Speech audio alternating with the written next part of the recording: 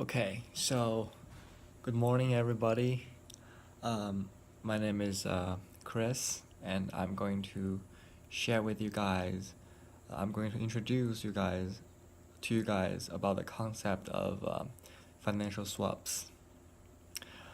Um, Warren Buffett said that never test the river with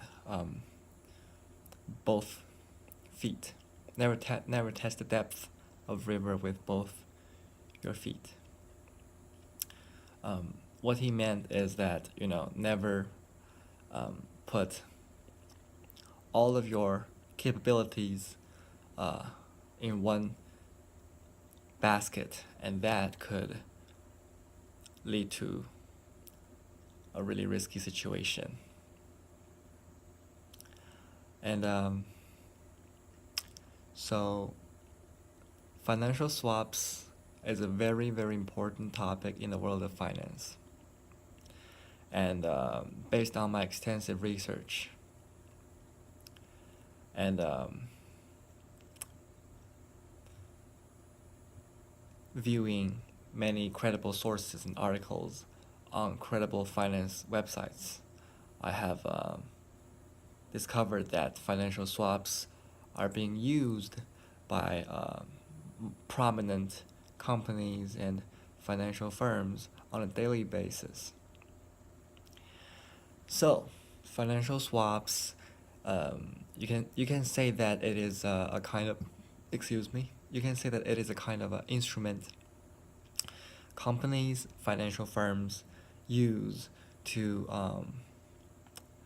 you can say either to profit or to hedge against the risks for the unpredictability of the market. In order to know financial swaps, you have to know a concept which is called LIBOR. LIBOR is the London Interbank uh, offering rate. So this rate is absolutely critical for banks of most part of the world borrowing and lending money. This rate, which is a basket of a range of benchmark rates, sets the guideline for banks and companies and firms and organizations to borrow or lend money to or from each other. This rate is absolutely critical because the LIBOR rate could determine the rate of the car loan or the mortgage loan you get. Um, when the LIBOR rate goes up, companies have to spend more money to borrow money, which makes money more difficult to obtain. Therefore, the company will also increase the interest rate on the money it lends out, which means consumers will ultimately pay for it. And when the rate drops, more money, the cost of borrowing money gets a lot cheaper. In that situation, is a really good situation because that means consumers, the money becomes more attainable to consumers. Um, so let's talk about financial swap. Say company A would like to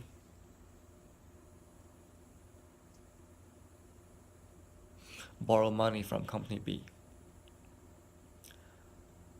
However, company A is speculating, or company A is affirmative that the rate will go up because the LIBOR rate is fluctuating. So uh, sometimes it could go up, sometimes it could go down. So company A suspects that the LIBOR rate will go up. Therefore, company A engages in a swap contract with company B. So company A is saying that um, right now the LIBOR rate plus a premium is 5%. I will borrow the money from you at 6% or 7% for the same rate for the next 5 years. company B loves this additional rate.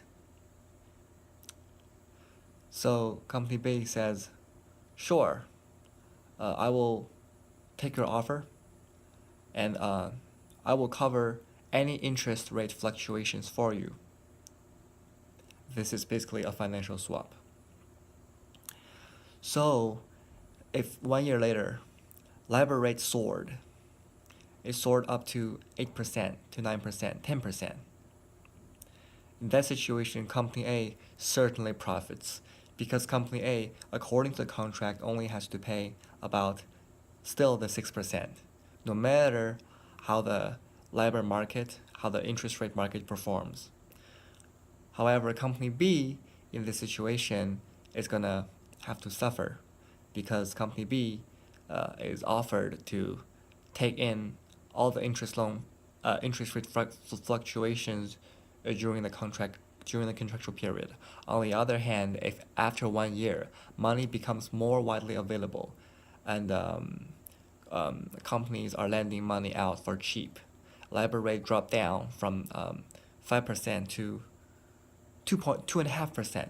In this situation, company B would certainly profit from company A originally offering company B the interest rate of a premium on the interest rate of 6%, while the market rate is much lower than the premium the company A has been paying company B. So in this situation, company B actually profits from this situation. So why would companies engage in such confusing, speculating contract that almost sounds like a gambling? Well, in contrast to people's cognition of that it could be gambling, it is not. It mainly correlates to the company's own strategical goals and its opportunity costs. Opportunity costs is basically every single decision you make will have a negative or a positive impact and consequences around it. So let's talk about company A. Company A has sufficient capital, and company A has desperate need for a very stable, predictable financial outlay, despite of a small premium above the market rate. Company A would much prefer a stable financial picture than an unpredictable situation where the stakeholders and the shareholders could be confused, and it might sway their confidence.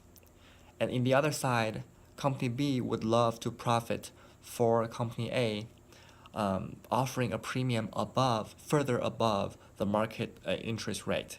Therefore, the company B would love to take this opportunity to increase the revenue of the company. There are an array of other financial swaps, such as commodities, equity swaps, and an array of other swaps. But the most common kind of swaps are usually interest rate swaps, but most of them are commonly used across the finance market. The ultimate purpose of the swap is to bring a certain range of stability, profit, or predictability, especially stability and predictability for the firms.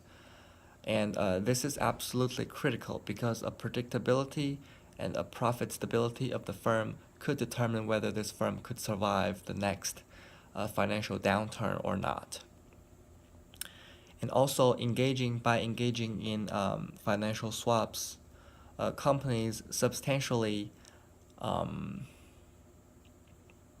it also further benefits the overall stability of the financial market, because it makes the big picture much more stable and predictable, and the guideline is clear, and investors, companies, everybody acting as a component of the economy is prepared for this challenge. Therefore, financial swaps is an absolute critical component to provide financial predictability and the overall market stability for the companies and individual investors.